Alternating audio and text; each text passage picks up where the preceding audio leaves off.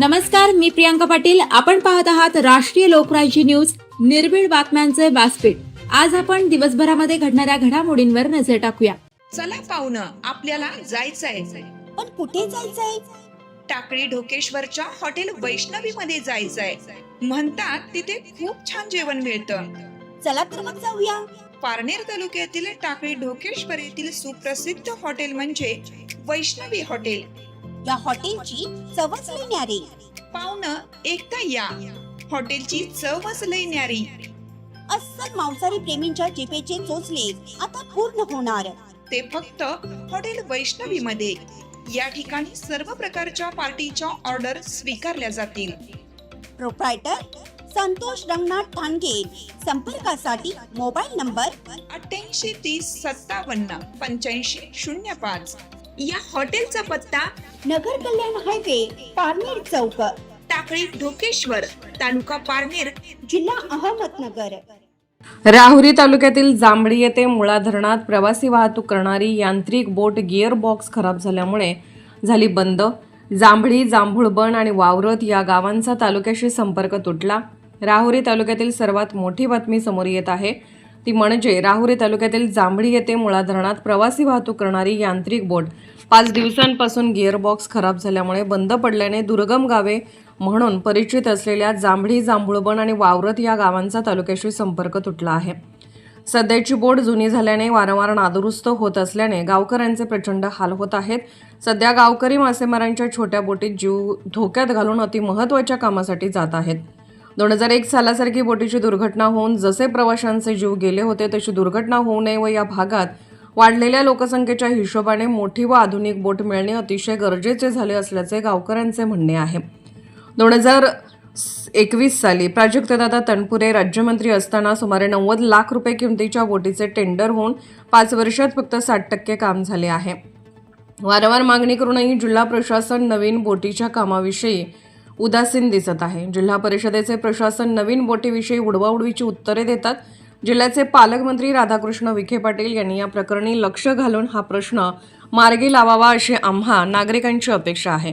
नवीन बोटीचा प्रश्न फक्त विखे पाटीलच मार्गी लावू शकतात. जर तसे झाले नाही तर या भागातील नागरिक मोठे जन आंदोलन किंवा जलसमाधी आंदोलन करतील.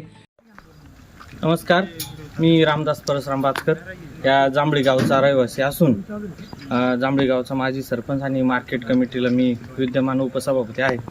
आज या ठिकाणी हा व्हिडिओ काढण्याचं कारण असं की मुळा धरणाच्या ह्या बाजूला जांभळी, वावरत आणि जांभुळबन ही 3 गावं असून सुमारे 6,000 लोकसंख्या या 3 गावांची आहे.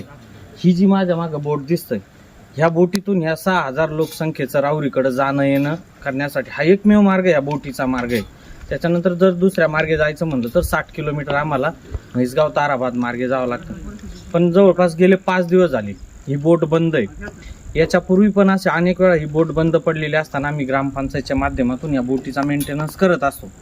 परंतु आता ही बोट जवळपास 2011 साली स्वर्गीय आमदार शिवाजीराव कर्डिले हे आमदार असताना त्यांच्या माध्यमातून ही बोट आम्हाला त्यावेळेस मिळालेली होती.